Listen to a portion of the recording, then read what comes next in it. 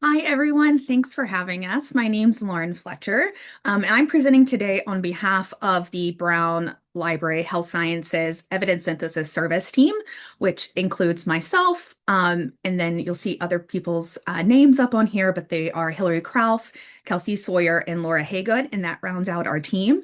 And today we're going to be looking at how we restructured our service in the summer of 2025 and really highlighting the role we've established as our team lead, what that looks like, and how we have used that restructuring to maintain some better sustainability. So first, let's set the stage. So Brown has been offering some type of health sciences review assistance service since 2019. We have only a health sciences medical biomedical population, but it's a really big population.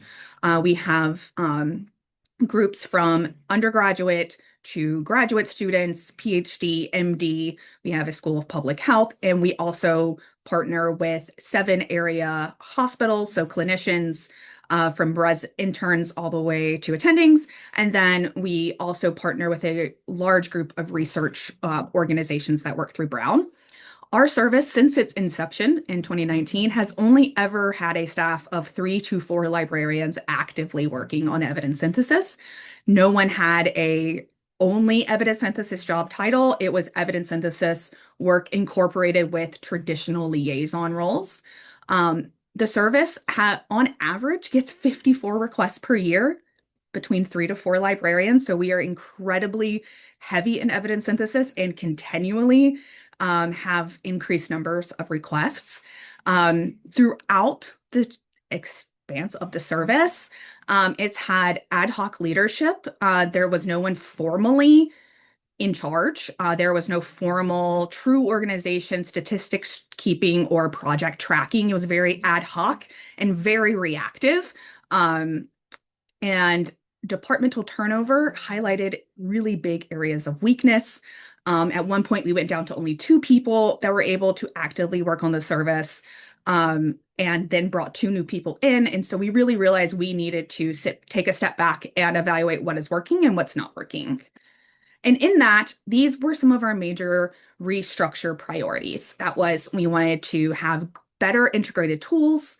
We wanted to leverage our librarian strengths since there's only 4 of us, establish really consistent workflows, and then have a designated team lead who can help administer and be the administrator and the single entry point for everyone. So how we did this, and everything on the next slides is kind of things done primarily or led by the team lead. And I can talk about how we incorporated other librarian strengths within that. So for integrated tools, we utilized Airtable, and thank you so much, Michigan, for all the work that you have made available in Airtable. It saved our lives. And so we took the base and adapted it for what worked for us the best.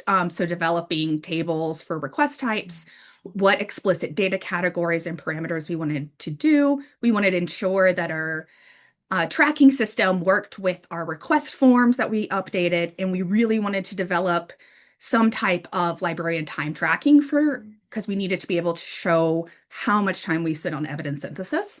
And I had some issues with Airtable forms, so we actually utilized Jotform, which integrates with Airtable, and it allowed us to develop a more robust request form, and develop some automation workflow. So auto confirmation emails to requesters.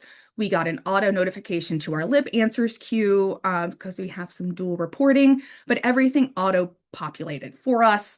And then Brown is a Google campus, and so we utilize Google Drive for our evidence synthesis team.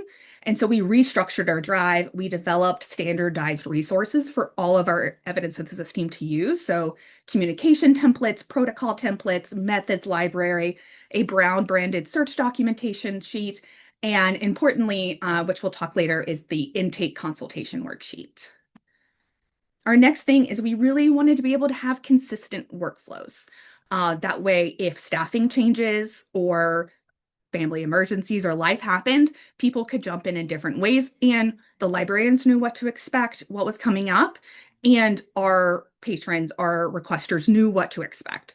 So internally, we developed a structured evidence synthesis workflow for the librarians. When something comes in, this is what happens. This is what the team lead does. This is what you do next, all the way from request comes in to project is done.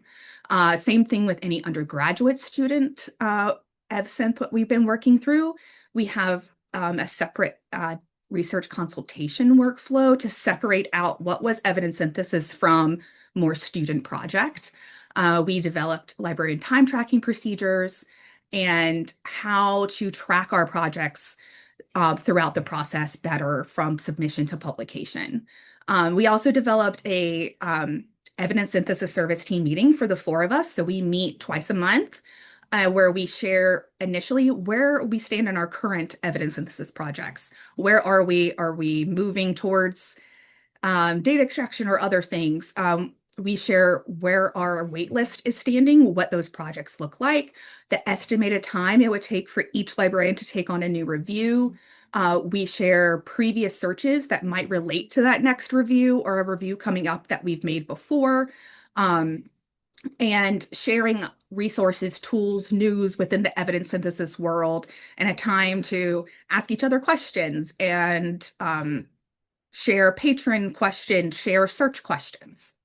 Externally, we did a major redesign of our evidence synthesis service LibGuide. Thank you, Hillary, for being the leader on that. That was part of leveraging team expertise.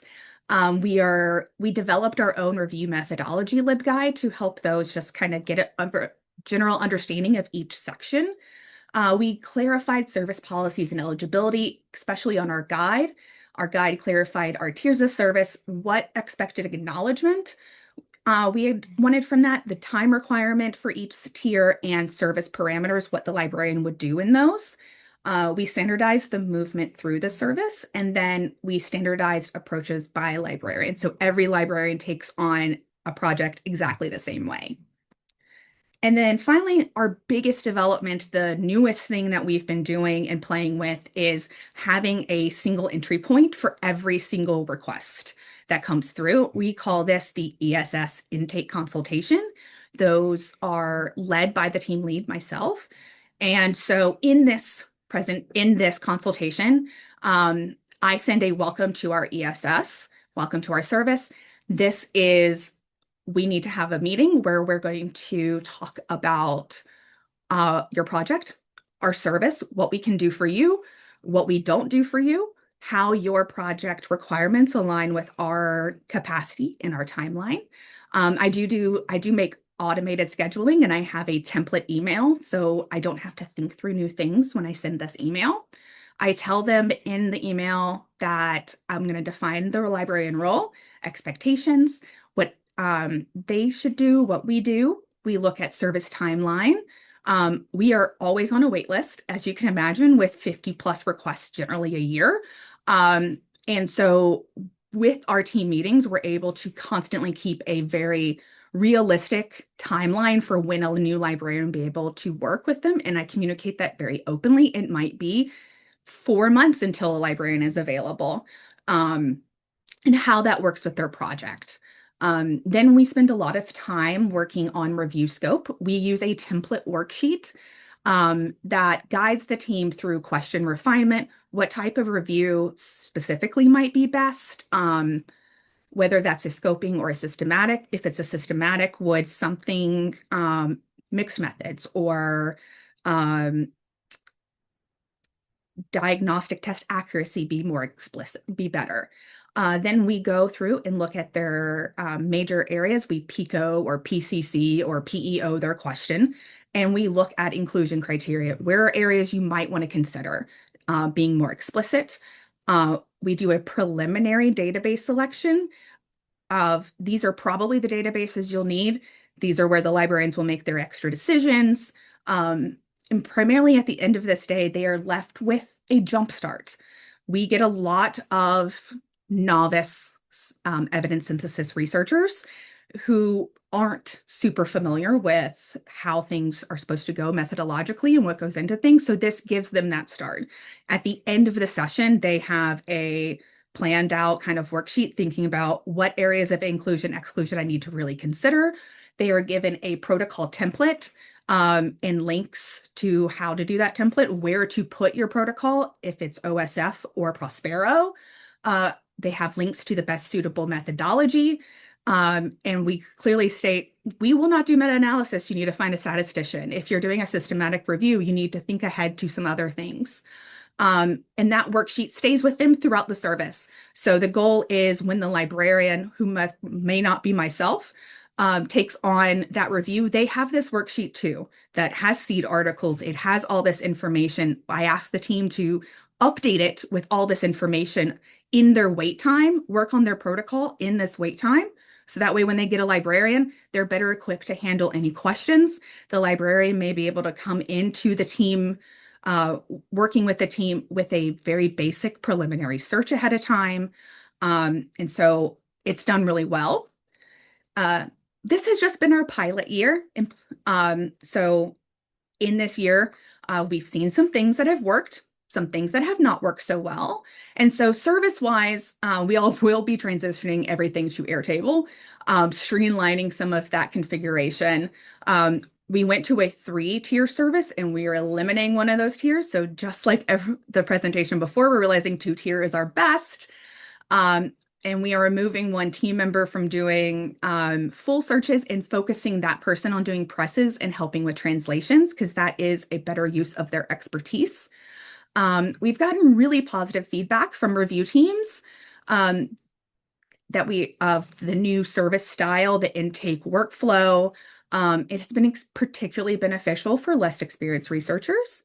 Our librarians have found that review teams come to working with a librarian better prepared, and it's reduced some librarian time for search development because they then don't have to spend an hour plus talking through methodology and why you even need inclusion or exclusion criteria. And then specifically for the team lead myself, in full transparency, it was a vastly unexpected increase in administrative workload.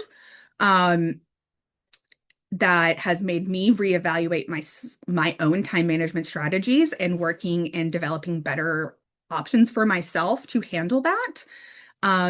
Standardizing more processes and enhancing automation tools to help me handle that workload. And then I think critically, the team lead position has gone through different iterations. It's been more of a functional lead area, nothing explicit in a title or job description. And what we've seen over this past year is that that really needs to be an explicit defined position with a vast majority of their working time and percentage spent on evidence synthesis. So that position is currently transitioning or in the process of transitioning to having some type of official title change to state evidence synthesis in the title, and also to realign the job responsibilities and the job description to better align with how much work is going into evidence synthesis. So thank you all so very much for learning about our service. The QR code will take you to our service page, which has little bios about our entire team. And thanks for everyone for sharing and listening to us as we share some of the pros and cons and highs and lows of our last pilot year.